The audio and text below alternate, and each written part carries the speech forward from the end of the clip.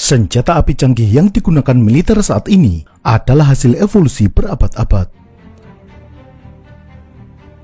Senjata api telah berkembang dari tabung sederhana berisi mesiu yang disundut api dari belakang, hingga menjadi senapan mesin otomatis yang mampu memberondongkan ribuan peluru per menit.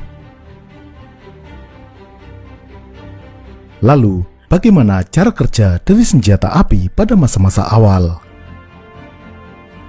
Dalam video ini, kita akan membahas cara kerja senjata api zaman dahulu dan perkembangan teknologinya. Senjata api bisa tercipta berkat ditemukannya bubuk mesiu atau gunpowder. Disebut juga sebagai black powder karena berwarna hitam. Bubuk mesiu pertama kali ditemukan di Cina pada abad ke-9. Penggunaan bubuk mesiu sebagai senjata dimulai pada abad ke-10. Bubuk mesiu digunakan untuk senjata tombak berapi atau fire lance. Di Cina dikenal sebagai huoqiang, yang secara harfiah berarti tombak api. Huoqiang atau fire lance adalah tombak biasa yang di bagian ujungnya dipasangi bambu.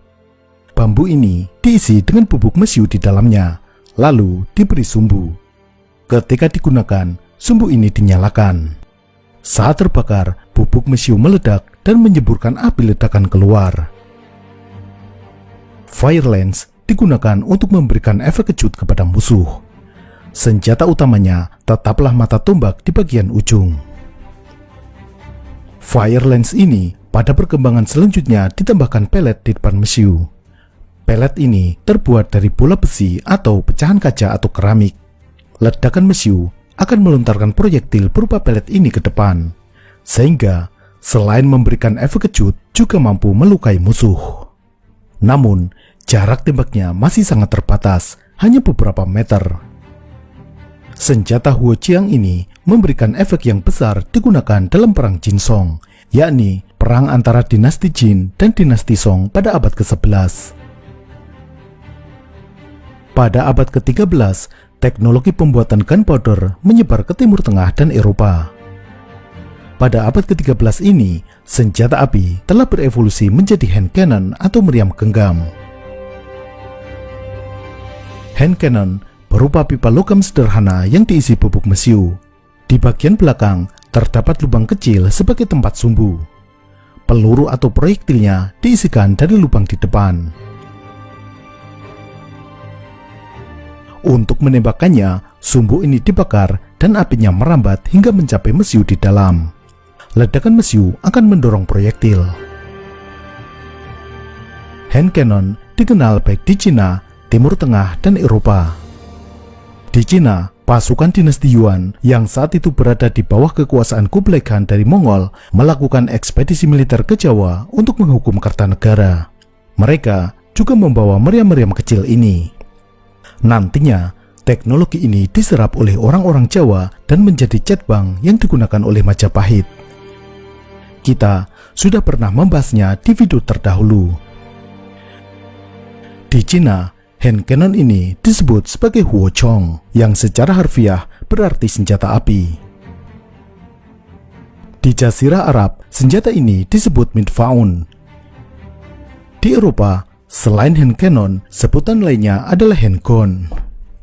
Gun yang ditulis G-O-N-N-E adalah istilah pada abad pertengahan yang nantinya akan berevolusi menjadi gun dalam bahasa Inggris modern. Kata gun pertama kali digunakan pada abad ke-14. Hand cannon masih memiliki kelemahan tidak bisa menembak sesuai waktu yang diinginkan. Senjata baru akan menembak menunggu api pada sumbu merambat mencapai mesiu di dalam. Jadi, penembak harus menunggu. Inovasi senjata agar bisa menembak saat dikehendaki adalah dengan menambahkan mekanisme lengan yang dapat bergerak menyulutkan bara api ke dalam mesiu. Sistem ini disebut sebagai matchlock. Pada matchlock terdapat mekanisme dengan lengan yang bergerak. Lengan ini disebut sebagai kok. Kok didorong oleh pegas dan dilepaskan oleh picu. Ketika picu ditekan, kok akan bergerak. Pada ujung kok terdapat tali yang disebut sebagai match cord. Match cord ini dibakar dan digunakan sebagai sumber api. Match cord dibuat dari serat alam, misalnya rami atau hemp. Hemp sendiri terbuat dari kanabis atau ganja. Entah bagaimana aromanya saat dibakar.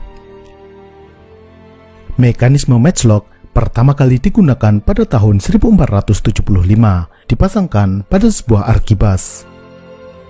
Arkibas adalah senjata laras panjang pada abad ke-15. Pada masa itu, dikenal juga musket yang merupakan arkibas dengan ukuran lebih besar atau disebut heavy arkibas. Baik arkibas maupun musket, keduanya menggunakan laras licin atau tanpa alur. Karena pada masa itu, belum ada teknologi untuk membuat alur laras.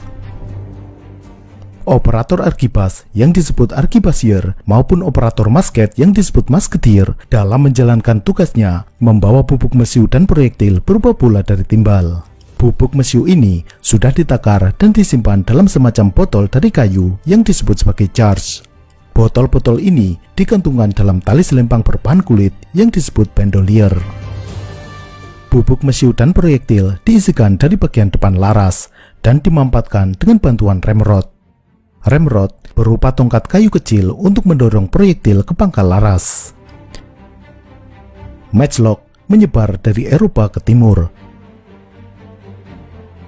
Mulai dari Kekhalifahan Utsmaniyah, dinasti Mughal di India, dinasti Ming di Cina, hingga ke Kekaisaran Jepang. Di Turki Utsmani, arkibas matchlock yang disebut sebagai tufek digunakan oleh pasukan Janissary. Di Jepang disebut sebagai Tanegashima dan digunakan oleh samurai dan ashigaru mereka. Ashigaru adalah prajurit infanteri yang menjadi anak buah para samurai. Senjata ini juga telah dikenal di Nusantara. Catatan dari Cina menyebutkan Gua Wachong yang secara harfiah berarti senjata api dari Jawa. Senjata api atau bedil ini banyak dimiliki oleh para bangsawan di Nusantara sebelum kedatangan penjelajah dari Iberia, yakni Portugis dan Spanyol. Setelah kedatangan Portugis, senjata ini disebut sebagai istinggar atau setinggar. Ini berasal dari nama espingarda, bahasa Portugis untuk senjata api atau arkibas pada masa itu. Pada tahun 1505, di Eropa muncul teknologi baru yakni wheel lock. Wheel lock menggunakan roda dari besi yang didorong oleh tenaga pegas. Roda bergerigi ini saat berputar bergesekan dengan pirit, yakni material besi sulfida. Pirit menghasilkan bunga api yang akan membakar mesiu. Saat picu ditarik, roda akan berputar karena dorongan pegas. Bagian tepi roda bergesekan dengan pirit dan menghasilkan percikan bunga api. Percikan bunga api kemudian memicu pembakaran bubuk mesiu. Senjata pun menembak. Karena menggunakan mekanisme yang cukup rumit, senjata dengan mekanisme wheel lock ini harganya relatif mahal.